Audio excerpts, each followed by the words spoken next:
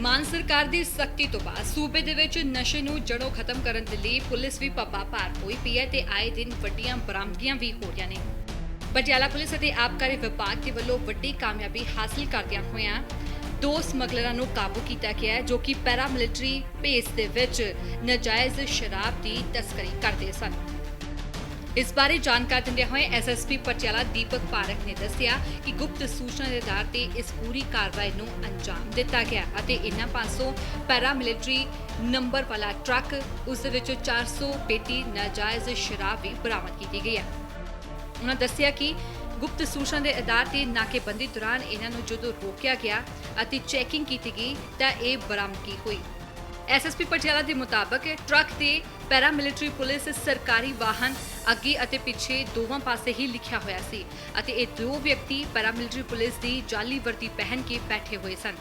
जदों इन्हां नूं रोकिया गया तां इन्हां दे वल्लों पुलिस नूं धोखा देण दी भी कोशिश की गई अते इन्हां दे वल्लों अपना नकली ITBP दा पछाण पत्र भी पेश किया गया। पर जदों वो विखाए हुए दस्तावेज़ां तो संतुष्ट ना हुए तो उन्होंने वालों ट्रक की तलाशी ली गई ते इस दौरान एक वड्डा शराब का जखीरा बरामद होया।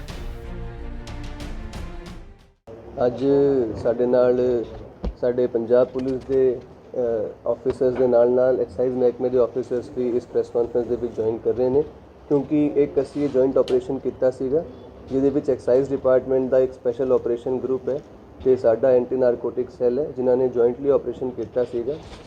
ਇੱਕ ਨਵੇਂ ਤਰੀਕੇ ਦਾ ਸਮਗਲਿੰਗ ਦਾ ਰੈਕਟ ਸਾਹਮਣੇ ਆਇਆ ਜਿਹਦੇ ਵਿੱਚ ਇਹ 2 ਵਿਅਕਤੀ ਸੀਗੇ। ਇਹਨਾਂ ਨੇ ਪੈਰਾਮਿਲਿਟਰੀ ਜਿਹੜੀ ਹੁੰਦੀ ਹੈ ਜਿਹਨੂੰ ਸੈਂਟਰਲ ਆਰਮਡ ਪੁਲਿਸ ਫੋਰਸ ਕਹਿੰਦੇ ਆ ITBP ਉਹਦੀ ਗੱਡੀ ਵਰਗੀ ਇੱਕ ਗੱਡੀ ਤਿਆਰ ਕੀਤੀ ਹੋਈ ਸੀਗੀ ਜਿਹੜਾ ਕਿ ਟਰੱਕ ਹੈਗਾ ਉਸ ਦੇ ਨਾਲ ਹੀ ਇਹਨਾਂ ਨੇ ITBP ਦੀ ਵਰਦੀਆਂ ਵੀ ਸਿਲਵਾਈਆਂ ਹੋਈਆਂ ਸੀਗੀਆਂ ਤੇ ਉਹ ਵਰਦੀ ਵੀ ਇਹਨਾਂ ਤੋਂ 4 ਜੋੜੇ ਬਰਾਮਦ ਹੋਏ ਨੇ।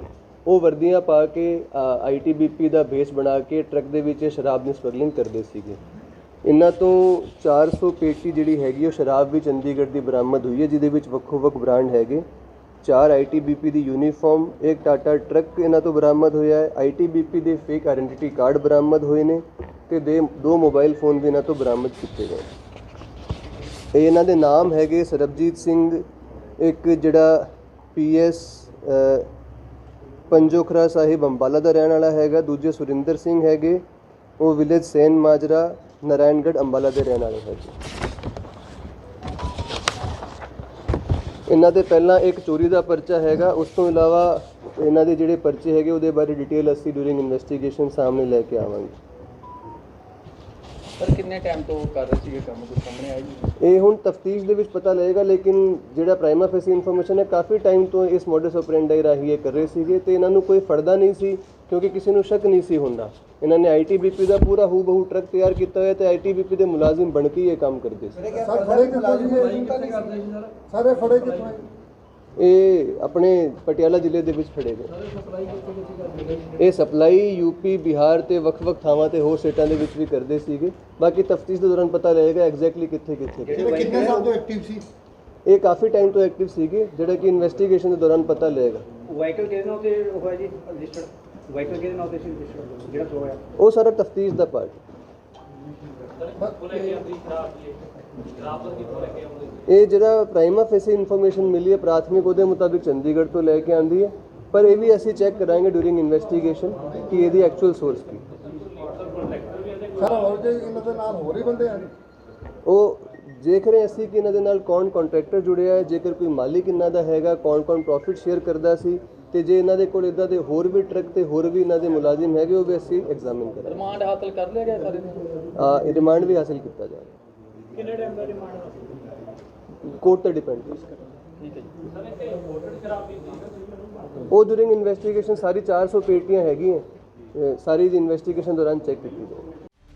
Bureau report Dainik Savera TV।